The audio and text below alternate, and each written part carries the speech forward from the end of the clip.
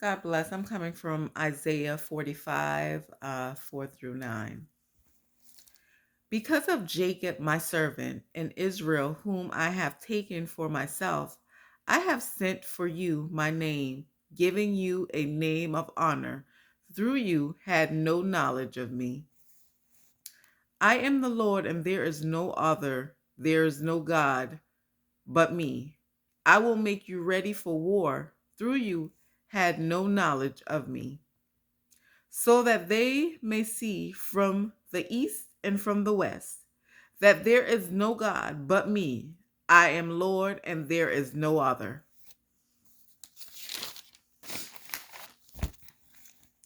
I am the giver of light and the maker of the dark, causing blessings and sending trouble. I am the Lord who does all these things. Let righteousness come down, O heavens, from on high, and let the sky send it down like rain. Let the earth be open to give the fruit of salvation, causing righteousness to come up with it. I, the Lord, have made it come about. Cursed is he who has an argument with his maker. The pot which has an argument with the potter, will the earth say to him, who is working with it?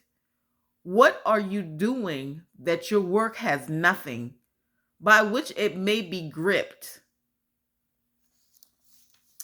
Let's go back to verse 4 for a review.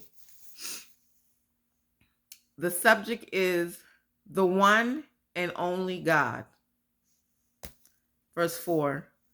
Because of Jacob, my servant, and Israel, whom I have taken for myself, I have sent for you my name, giving you a name of honor, though you had no knowledge of me. Okay.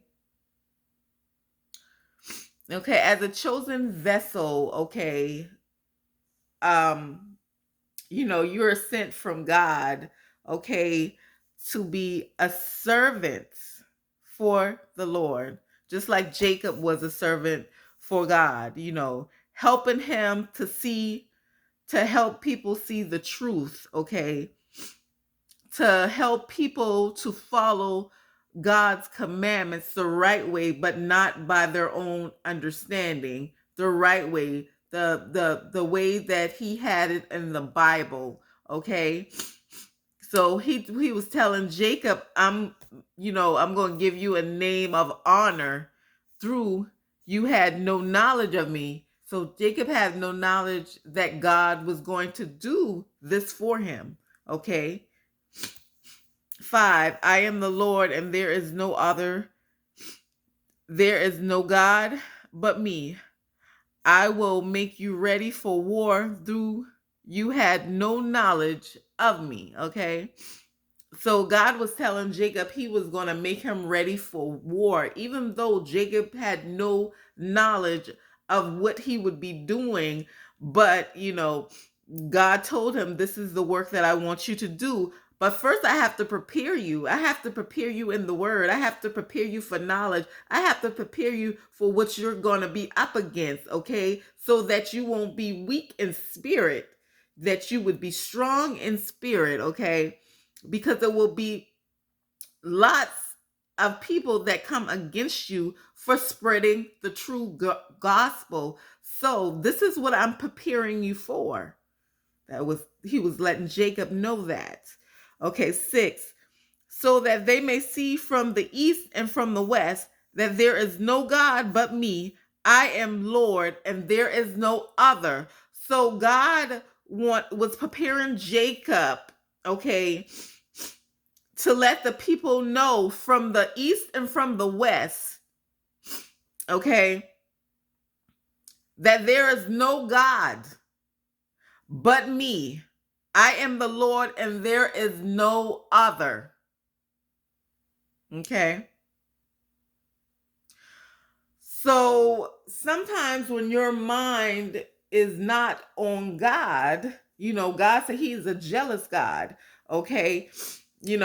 He's telling Jacob to send his word out to give to his people, to let them know there should be no other God before me. Whatever idols you may be serving, there should be no other gods before me.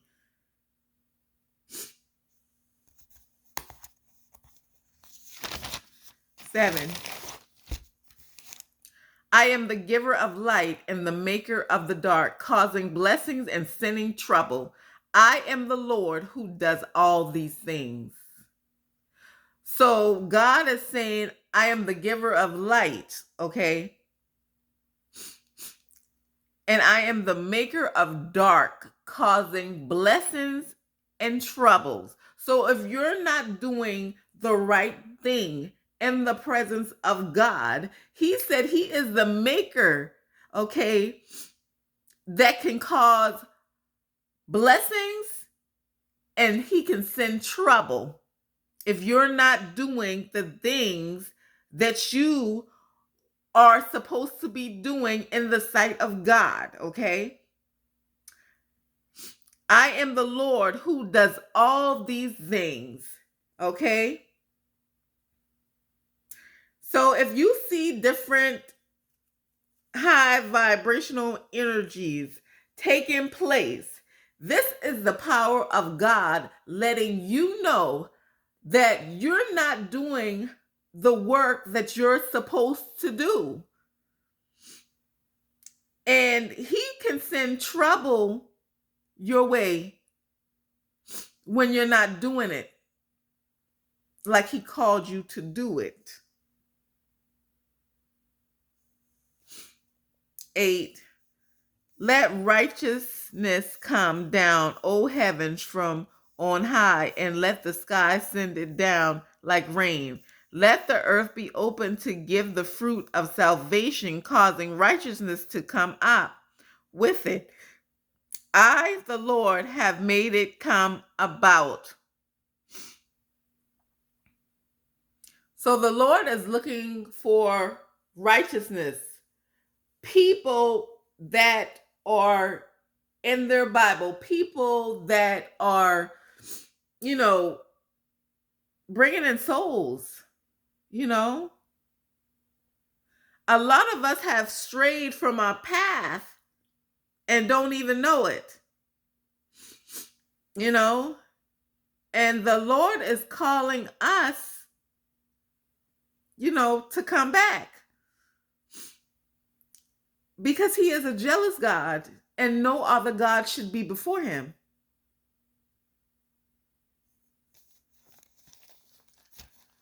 9, cursed is he who has an argument with his maker. The pot which has an argument with the potter, will the earth say to him, who is working with it? What are you doing that your work has nothing by which it may be gripped? So in verse 9, he is saying how an argument with his maker, the pot which has an argument with the potter, will the earth say to him, who is working with it? Sometimes as sisters and brothers in Christ, or even chosen ones or whatever,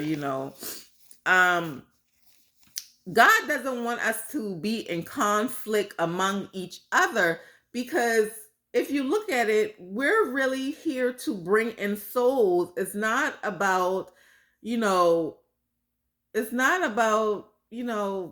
being in conflict with each other. Everyone is here to do a purpose, and that's to bring in souls for the unbelievers, the ones that don't believe or, need more understanding of the Lord, okay? It's not a conflict back and forth with, with Christians, okay? We're doing the work of the Lord. And the Lord is saying right now, if we would get ourselves in line, what the real thing is about, is not about us. It's about bringing in souls. It's about, doing Bible readings online. It's about doing prayers. That's what it's about, okay? And God is displeased, you know. And he says in verse 9, who is working with what are you doing that your work has nothing? So, all this work that you have put in to get to where you are, with God, and now you're stagnant. So the Lord is saying, what are you doing? You're not doing the work of God. You're not bringing in souls. You're stagnant. I'm displeased. By which it may be gripped, which it may be tight.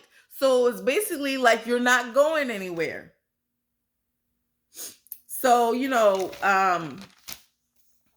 sometimes you got to look on what your purpose is as Christians and chosen ones, okay? The purpose isn't about us. The purpose is about God chose you to bring in souls, to help the unbelievers, so they can better understand more about God. It's a lot of people that's going through things or whatever like that, and it just takes one Bible verse to just bring them back to life, or it takes one person just praying, and it helps them. It helps them get through that day. So remember that it's not about us. It's about the purpose that we're walking in, and we're walking in it through God to help people that are unbelievers, people that are going through things, people that need Christians or chosen ones to help them get through the hurdles in life. So remember, it's not about us, but it's about the souls that we can save. Have a blessed one.